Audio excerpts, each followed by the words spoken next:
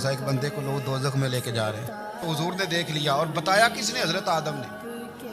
हजरत आदम कहने लगे हुजूर वो आपके गुलाम को दोज़ख में ले जा रहे हैं। नबी पाक आगे गए, नबी पाक सल्लल्लाहु अलैहि वसल्लम आगे गए, मैं इधर आओ, कहाँ लेके जा रहे हो? अल्लाह के सामने फैसला हुआ है, फरिश्तों ने किया है ना। फरिश्ते को किसी से बदध्यानती तो नहीं ना करते, फरिश्तों ने जो किया ठीक किया है ना। क्यों लेके जा रहे हो? सोने गुनाह ज्यादा है, नेकियां थोड़ी हैं। फरमाया मेरे सामने तो किसी फरिश्ते ने नहीं कहा कि सोने हम माज़अल्लाह हमको बेईमान है। गोया रब भी फरमाता है जैसे मेरा महबूब कहता है वैसे ही कर। और कोई नहीं, दोबारा तोल लो, कोई हर्ज नहीं, तोलो ना दोबारा। फरिश्ते दोबारा आएंगे, उन्होंने दोबारा तोला, एक पलड़े में नेकियां एक पलड़े में गुनाह।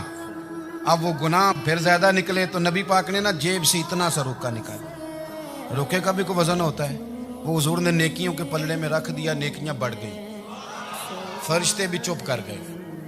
चलो भाई जन्नत में। दोज़ख में मैं तो